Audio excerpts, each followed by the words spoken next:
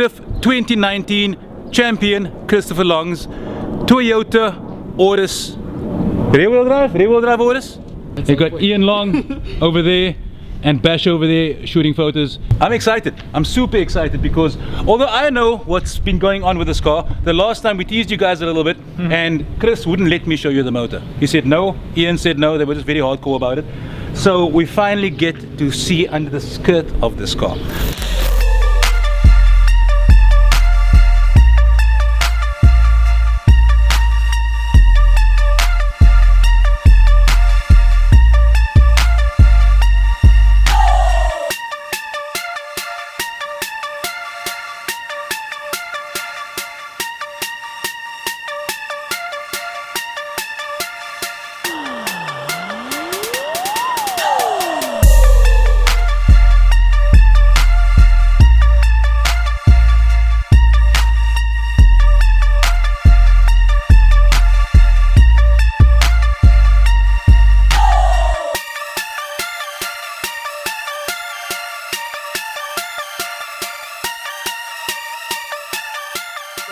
Chris, how long have you been working on this car?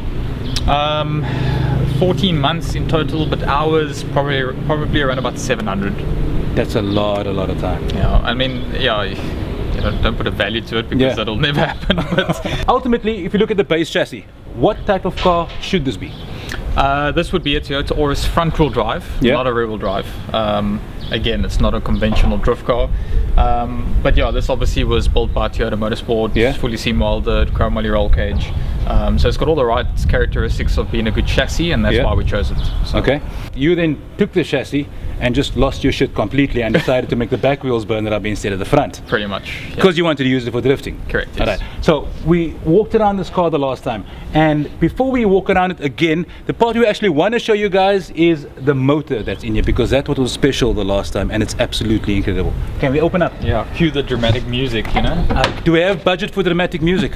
All right. What we can do is we can lower the camera for the first time on the dun dun dun dun 2JZ. No, fuck that. No. 2 SR20s put together in a V. All right. So now that Dylan's had his fun. Funny story actually. We had a guy not so long ago come in, just randomly walk past the pits, and he told his kid, "Hey son, look, 2 engines." What are we looking at though? Okay, so this is a Ford Mustang with a Whipple supercharger. It's a 5-liter Coyote motor. It's apparently got it's got different conrods and different pistons. I cannot tell you what it is. We haven't got that far yet. But this was in a Mustang in England, and the car, there was issues with the car, and it made 950 horsepower. That is insane. Yeah. We have yet to do a full potential run on the dyno. But on paper, that's sort of where it is. On paper, that's realistic. Now, something that you told me about this motor was that that is not the most power this motor can make. This motor can make more by changing one belt. Is that right? A pulley, actually. The belt stays the same. Okay. So this is your stage 2 Whipple supercharger pulley. Yeah. We've made a stage 3, which is supposed to be a higher performance pulley. So if this makes 950, that was supposed to make 1050.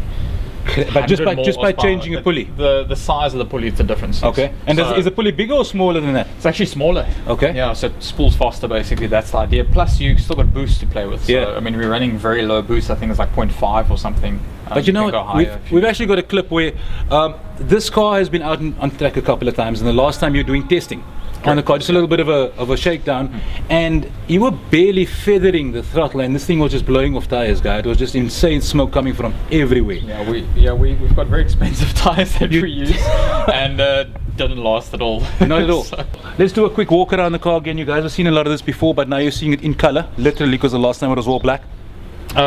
So we're going to go around. Lights are the stock Auris lights? Correct, yeah, stock Auris lights. The splitter at the bottom? There was something missing on the kit, so we just decided, a little bit of something to break it. So you got the split and you got some canards on there.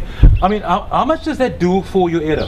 Oh, absolutely nothing. Okay, so that's just aesthetics. It's just purely from a look perspective. All right. Because we're running the Rocket Bunny side skirts and the Rocket Bunny arches, the front needed something. Yeah. And the front was like, it looked a little bit higher than the rest of the car, especially like in a video shot. Sure. So I just, you know, I really looks wanted good, something, and it breaks it. I mean, where's it from?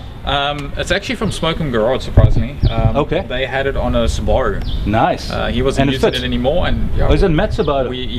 That never runs. Matt, you got to fix your Subaru. I mean, he says it himself. It never runs. No, it's because he's always changing shit in the car. Every time I look at the car, it's something different again. Is it Matt? Does it run? Alright, so coming on to this side, we're seeing you don't have a whole lot of piping for your exhaust, boss. It's right there. Yeah, it's literally just a muffler. You'll see on that side. So you got your manifold, and then we had to have a muffler added on. Yeah. Because the muffler was really.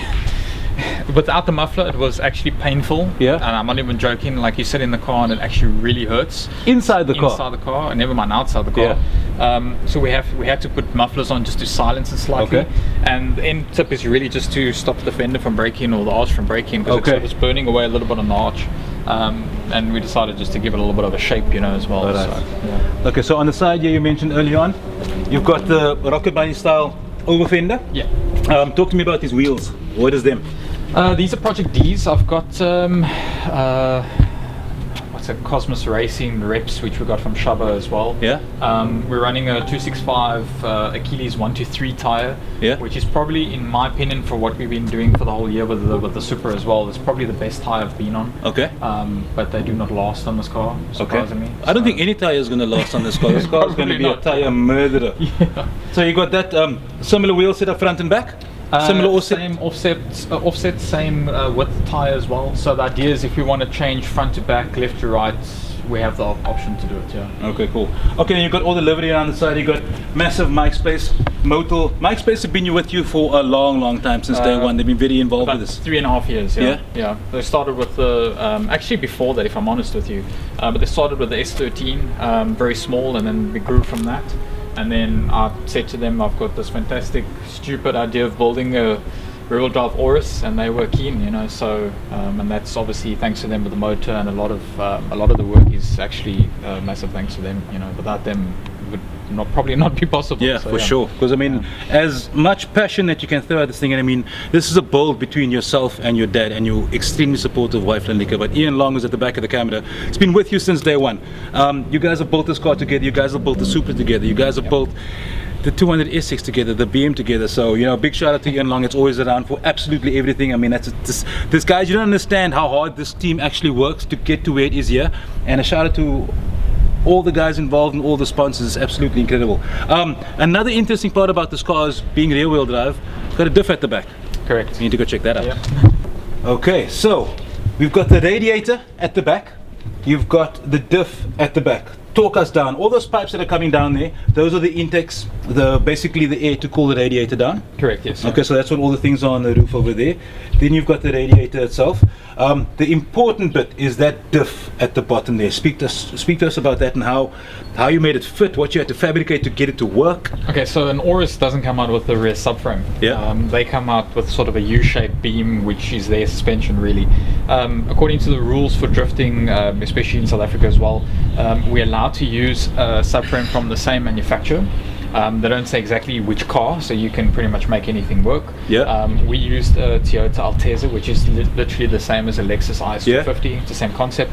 You've got to keep the main structure of the frame, and then you can put any diff in there. We could have kept the original diff, but we wanted something where we could go to any track and within a matter of 5 minutes take a back cover off and change the ratio if we need to, you know. So the nice thing with the Winters diff is they come with 2 gears, but you can buy probably on the website about 25 different gear sets, and then you duplicate it because you can change top to bottom as well. So you actually get a combination. If you wanted to buy every single one, you can have 50 different ratios in this track if you really wanted to do it. And that actually helps because with things like the Super Drift series, and if you're doing a Gymkhana or if you're doing a Super Drift event, if you've got a long track, you've got a technical track, you would change the drifters really quickly to set you up for where you're at. Yeah, so we're like we had some situations this year with the Super where we had certain tracks work perfectly for our ratio, and then we would go to a tight track like a Desi in the small bowl section, and you've got to change your driving style to suit the track. Okay. Where here you literally change in the ratio to suit your driving style. Yeah. So you never change how you drive the car. You just, you know, you drive the car basically. Sure. So that's absolutely crazy. Yeah. Okay, and then what makes all of this come together with regards to management? What are you guys running?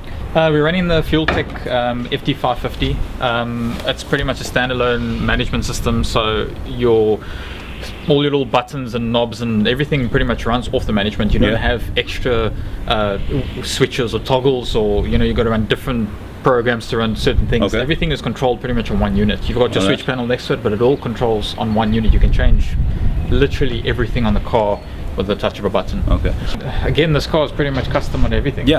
From the ground up. There's nothing about this thing is standard. The lights are standard in the chassis to a certain extent, but see, in most drift cars, even like the Supra is a good example, you can go buy almost anything for the car off the shelf. You don't get that with this car. This, you literally, if you're thinking of the smallest little nut and bolt, you're probably gonna have to go and buy it or make it to make it work. It's not off the shelf. That's pretty much where the Supra was at the end of the day too. I mean, there was a lot of stuff on there that you guys had done, where, afterwards. Yeah. Well, that's what makes it competitive though. So guys, that is the rear-wheel drive Toyota Auris that Chris and Ian Long have built over 14 months and countless hours and countless bleeding knuckles and sweating and big words. It's an absolutely incredible car. So check it out at Killarney Motor Show. Also, you should jump onto Chris's Facebook and Instagram. What are those handles? Instagram is at long_junior. Yeah, JNR, right? JNR. Yeah. We'll put that here. Yeah. Up to there. And your Facebook is?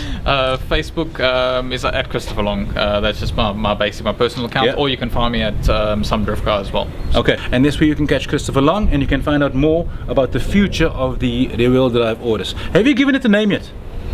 Auris X, really. Auris X? Yeah, Auris X, yeah, it's a performance Auris, I guess.